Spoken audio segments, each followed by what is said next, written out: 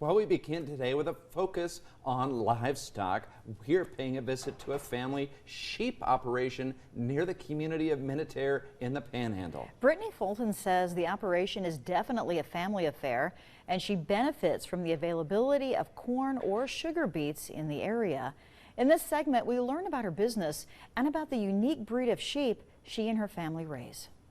Hi everybody, we are near Minutair and we're talking with Brittany Fulton. She's a CommonGround volunteer. While we were in the area, we wanted to find out a little bit more about her operation, her family's operation, and you guys raise sheep. Maybe tell us a little more. Yes, we do raise sheep. We raise Polypay ewes, and kind of what they're known for is that they are both meat and wool. And then also their prolificacy, and prolificacy just means that they're able to have multiple births.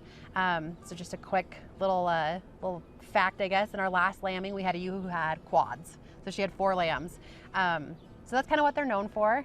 Also, what's kind of unique about our operation is that we do an accelerated lambing program, which means that we're lambing every 8 months. We do this because it's what works for our operation, but it's also kind of neat because we're always having a lamb crop to sell at like really important times of the year. Sheep are really good for the ethnic markets, and so they have different holidays than we do, and so we're able to meet those holidays and those demands a lot better because we have more lambs on the ground at different times in the year. So it really works well for us.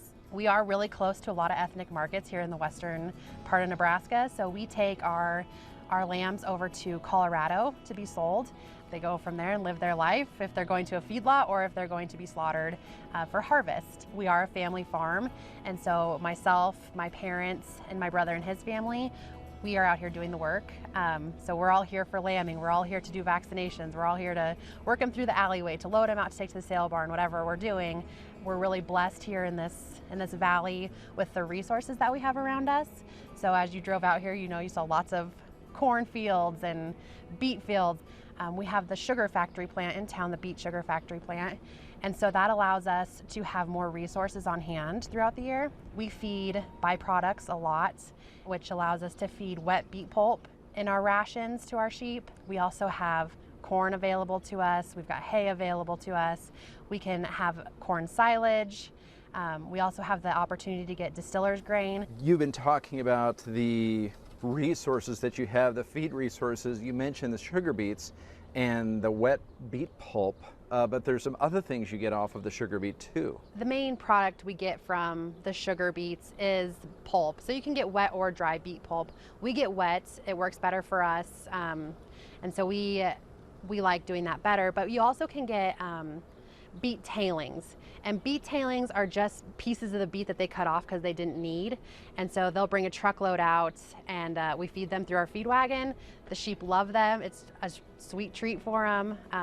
It's just really unique that we have these byproducts in the area that we can utilize and they don't go to waste, and our sheep really thrive. Thank you for telling us a little bit more about your farm sheep operation here.